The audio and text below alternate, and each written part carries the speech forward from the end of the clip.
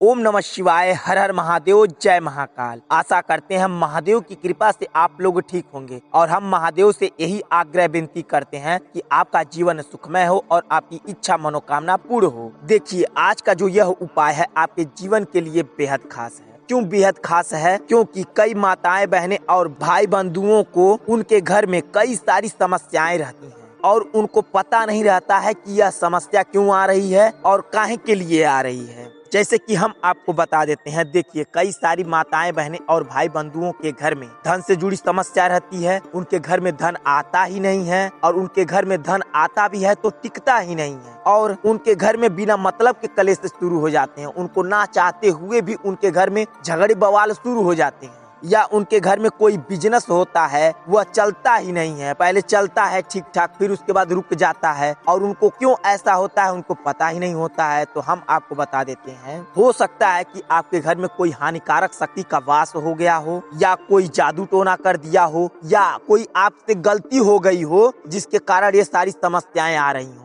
तो देखिए, आज के इस उपाय से आप इन सारी समस्याओं से छुटकारा पा सकते हैं, सिर्फ इस एकमात्र उपाय से। देखिए, इस उपाय के बारे में हम आपको सबसे पहले संक्षिप्त में बता देते हैं, उसके बाद इस उपाय के बारे में अच्छे तरीके से बताएंगे। इस उपाय में क्या सामग्री लगेगी और इसको कहाँ करना है, कैसे करना है, हम आपको इस वीडियो में सब विस्तृत रूप से बताएंगे। तो आप इस वीडियो को बेहद ध्यान से देखें और पूरा देखें। हम आपको पहला उपाय बताने जा रहे हैं। इस पहले वाले उपाय मात्र से आपके घर में धन से जुड़ी कोई भी समस्या होगी, कोई भी दिक्कत होगी, आसानी से समाप्त हो जाएगी। चाहे आपके घर में कोई बिजनेस हो, वह रुका पड़ा हो, चल ही नहीं रहा हो, या अगर आपके घर में किसी की नौकरी नहीं लग रही है, वह लाख कोशिश कर रहे हैं तब भी कोई भी नौकरी लगी नहीं रही है, या अगर आपके घर में पैसा आ रहा है टिक ही नहीं रहा है, आते ही खत्म हो जा रहा है, तो आप इस उपाय को जरूर करें और अपने जीवन को सुखमय बनाएं। तो आपको इस उपाय के लिए क्या करना है? सबसे पहले देखिए, आपको 4 कपूर के टुकड़े लेना है और 4 लौंग लेनी है और 4 टुकड़ा खड़ा वाला नमक लेना है। इस बात का विशेष ध्यान रखें, खड़ा वाला नमक ही लेना है। यह लेने के बाद आपको 1 लोटा जल लेना है और चले जाना है किसी भी पीपल के पेड़ के पास। इस बात का विशेष ध्यान रखें, 1 लोटा जल साथ में लेना है। पीपल के पेड़ के पास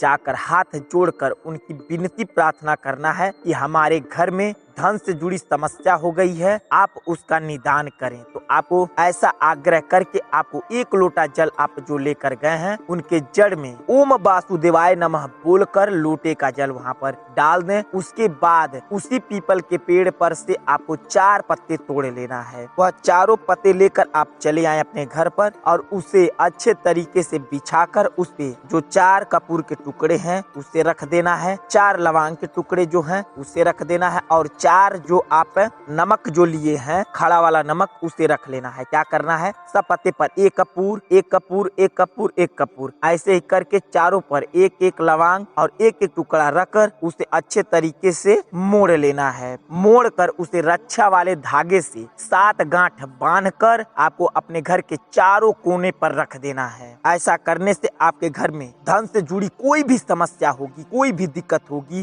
धन आ ही नहीं रहा है, आप लाख कोशिश कर रहे हैं, धन आपके घर में आ ही नहीं रहा है, बस आपको इतना ही करने से आपके घर में 3 से 4 दिन के अंदर ही आपके घर में धन आने लगेगा और माता लक्ष्मी आपके घर में वास करने लगेंगी। अब देखिए, यह दूसरा उपाय आपके जीवन के लिए बेहद खास है। इसे आप ध्यान से सुने और ध्यान से समझें। देखिए, आपको क्या करना, इस उपाय के लिए आपको लेना है छोटी सी डंडी लेना है और किस पेड़ की? शमी वृक्ष की। इस बात का विशेष ध्यान रखें, शमी वृक्ष की थोड़ी सी छोटी सी डंडी आपको तोड़ लेना है और 1 डंडी सूखी तोड़ लेना है। एक हरी तोड़ना है, एक सूखी तोड़ना है। अब आपको अपने घर पर लाकर उससे सूखी वाली डंडी और हरी वाली डंडी दोनों को साथ में मिलाकर आपको रक्षा वाले धागे से 3 बार लपेटकर अच्छे से बांध देना है। अब आपको क्या करना है? आपको अपने घर से सबसे नजदीक जो मंदिर हो, किसी भी देवी देवता का मंदिर हो, चाहे भगवान शिव का हो, चाहे माता दुर्गा का हो, चाहे माता लक्ष्मी का हो, चाहे माता काली का हो, किसी भी मंदिर पर आपको चले जाना है और आपको क्या करना है? 1 दीपक लेकर जाना है और आपको उस दीपक में डालने के लिए तिल का तेल ले लेना है और एक बाती ले लेना है। इतना सब कुछ लेकर आप मंदिर पर चले जाएं और जो हरी वाली डंडी है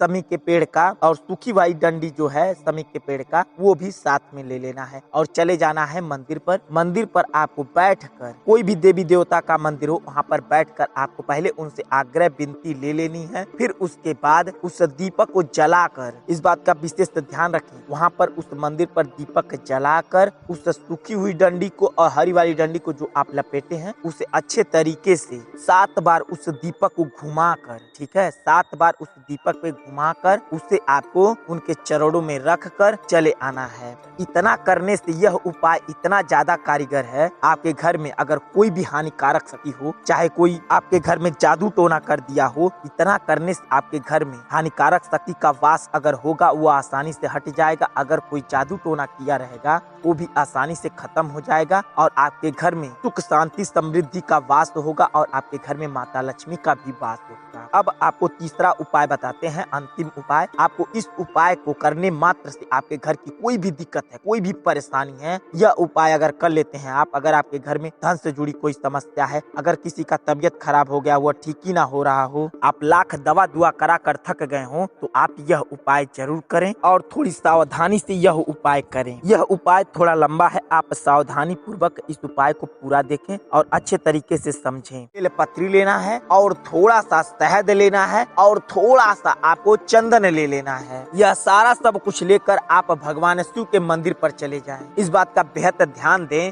शिव मंदिर जो आपके घर से सबसे नजदीक हो उसी शिव मंदिर पर जाना है और उसी शिव मंदिर में जाना है जिस शिव मंदिर का प्राण प्रतिष्ठा हो चुका हो। अब यह प्राण प्रतिष्ठा क्या होता है हम आपको कई सारी वीडियो में बता चुके हैं, तो आपको नीचे डिस्क्रिप्शन में दिए हुए लिंक को देख सकते हैं, उसमें समझ सकते हैं आप प्राण प्रतिष्ठा क्या होता है। फिर भी हम आपको संक्षिप्त में बता देते हैं कि प्राण प्रतिष्ठा क्या होता है। प्राण प्रतिष्ठा जब कभी भी मंदिर की स्थापना होती है, तो जब उसमें मूर्ति बैठाया जाता है तो सबसे पहले उस मूर्ति में प्राण प्रतिष्ठा की जाती है, उसके बाद उस मंदिर में पूजा पाठ होता है। इसलिए हम आपको कहते हैं कि उसी मंदिर में जाएं जिस मंदिर में प्राण प्रतिष्ठा हो चुका हो। आप जब मंदिर पर जाएं तो सबसे पहले घंटी को 3 बार बजा लें और हर हर महादेव का नारा एक बार लगा लें। इतना सब कुछ करने के बाद आप जब जाएं शिवलिंग के सामने बैठें तो इस बात का बेहद ध्यान रखें कि जब शिवलिंग के सामने बैठा जाता है तो किस दिशा में मुख करके बैठा जाता है, क्योंकि आपको पूजा पाठ वहाँ करना है। तो कई भाई बंधु और माता बहनों को पता नहीं होता है, तो वो लोग जाती हैं, जैसे जाती हैं वैसे पूजा पाठ करके चले आती हैं, पर आपको इसका विशेष ध्यान देना है। आप जब कभी भी शिव मंदिर पर जाएं तो शिवलिंग के सामने बैठें तो आपका मुख उत्तर पूरब के बीचों बीच होना चाहिए, या तो इस दिशा में बैठने की जगह ना हो तो आपका मुख बिल्कुल पूरब की दिशा की ओर होना चाहिए। हाँ, एक बात आपको बता दे, जब कभी भी आप भगवान शिव के मंदिर पर जाएं तो लोटे में जल लेकर जरूर जाएं, चाहे आप कुछ चढ़ाने के लेकर जाएं या न जाएं, पर लोटे में जल होना चाहिए। तो वो यह आपको लेना अनिवार्य है। तो लोटे में जल आप ले लें और जैसे ही शिव मंदिर पर जाएं आप अपना मुख पूरब या उत्तर पूरब के बीचों बीच करके बैठ जाएं। जब आप इतना कर लें तो सबसे पहले आपको बेलपत्री लेना है और उस बेलपत्री पर चंदन और शहद के मिश्रण से ऊपर वाली पत्ती पर, सबसे जो बड़ा वाला पत्ती होता है, एक बेलपत्री में 3 पत्ती होता है, तो जो सबसे ऊपर वाला है उस पे आपको ओम बनाना है। इस बात का बेहद ध्यान रखें, जब आप ओम बनाए तो आपके मन में कोई भी भावना नहीं चलनी चाहिए, सिर्फ ओम की गूंज होनी चाहिए। तीनों बेलपत्री पे आपको ओम बना लेना है। अब आपको उस तीनों बेलपत्री को एक साइड में रख दें। अब आपको क्या करना है, उसी चंदन और शहद के मिश्रण से शिवलिंग पर, इस बात का बेहद ध्यान दें, शिवलिंग पर आपको ओम बनाना है। इस बात का विशेष ध्यान दें, आपको जब अपने अंगुली पर चंदन और शहद लगा लें तो आपको शिवलिंग पर पूरा ओम बना देना है और अपने मन में ओम की गूंज के साथ, और कम से कम आपको 11 बार ओम बनाना है। ऐसा नहीं करना है कि आप कोई थोड़ा सा अंगुली पर शहद लगाएं, आधा ओम बना दिए, फिर थोड़ा सा शहद अंगुली पर लगाएं, फिर उसको पूरा के नहीं, आपको एक बार शहद अंगुली पर लगा लें तो पूरा ओम बना देना है। कम से कम आपको 11 बार ओम बनाना है। इतना सब कुछ करने के बाद अब आपको एक बेलपत्री उठाना है और दोनों हाथों के बीच में रख कर आपको 11 बार ओम नमः शिवाय का जाप करना है और अशोक सुंदरी की जगह पहली बेलपत्री रख देनी है। अब आपको दूसरी बेलपत्री उठाना है, ओम नमः शिवाय का जाप करके आपको शिवलिंग के ऊपर एक बेलपत्री रख देनी है। अब तीसरी बेलपत्री जब आप लें तो आप दोनों हाथों के बीच में रख कर ओम नमः शिवाय बोलना है, फिर उसके बाद अपना नाम बोलना है, फिर ओम नमः शिवाय बोलकर जलधारी के बिल्कुल सीधाई पर रख देना है जहाँ जल गिरता है। कैसे आपको बोलना है? जैसे बोलना है ओम नमः शिवाय, अपना नाम लेना है, फिर ओम नमः शिवाय और कम से कम आपको 7 बार ऐसे जप कर जलधारी के बिल्कुल सीधाई पर बेलपत्री रख देना है। अब आपको क्या करना है? अब लोटे का जल उठाना है और लोटे का जल पहली धार अशोक सुंदरी की जगह से जल गिराना शुरू करना है और धीरे धीरे शिवलिंग के ऊपर ले जाना है। और इस बात का विशेष ध्यान रखें, जब आप अशोक सुंदरी की जगह जल गिरा रहे हो तो आपको श्री शिवाय नमस्तुभ्यम का जाप करना है। और कब तक जाप करना है? जब तक लोटे का जल पूरा गिर न जाए। और कैसे जल गिराना है इस बात का विशेष ध्यान रखें। पहले आपको अशोक सुंदरी की जगह पहला धार गिराना है और आपको श्री शिवाय नमस्तुभ्यम जाप शुरू करना है और ऐसे ही धार चलाते चलाते शिवलिंग के ऊपर चले आना है। और जब जल पूरा गिरने वाला हो तो आपको श्री शिवाय नमस्तुभ्यम बोलकर पूरा जल ढाल देना है। इतना सब कुछ करने के बाद जैसे ही आप पूरा जल गिरा लें, तुरंत जलधारी के बिल्कुल सुधाई पर जो बेलपत्री रखे हैं उसके ऊपर अपना लोटा रख कर थोड़ा सा जल 1-2 बूंद जो जलधारी के तरफ से गिर रहा हो वह रोक लें और वह बेलपत्री और लोटा एक साथ उठाकर लेकर चले आए अपने घर पर। अब आपको क्या करना है? उस बेलपत्री को आप ऐसी जगह रखें जहाँ कोई भी जल्दी जाता ना हो और जाए भी तो आप पूछे न कि ये क्या है और वहाँ से फेंके ना। उस बेलपत्री को अपने घर में छुपा कर रख दें और जो लोटे का जल है उसमें थोड़ा सा और जल मिलाकर अपने पूरे घर में ओम नमः शिवाय का जाप करते हुए जल का छिड़काव कर दें। ऐसा करने से आपके घर में कहीं भी दरिद्रता बैठी होगी वह दूर चली जाएगी और आपके घर में माता लक्ष्मी का वास होगा और आपके घर में धन दौलत बढ़ने लगेगा। इतना सब कुछ करने के बाद अब आपको क्या करना है?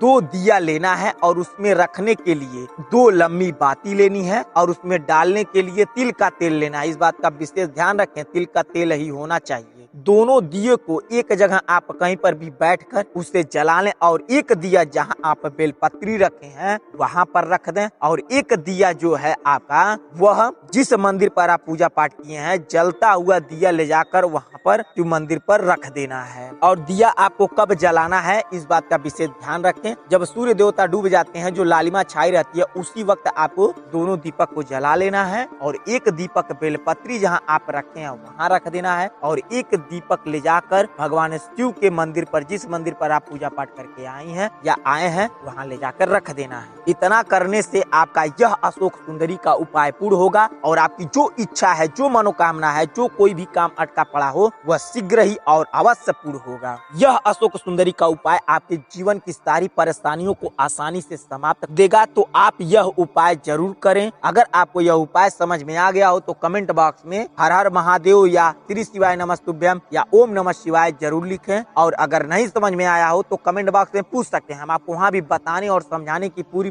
कोशिश करेंगे। चलिए मिलते हैं आपसे अगली वीडियो में, तब तक के लिए श्री शिवाय नमस्तुभ्यम, हर हर महादेव।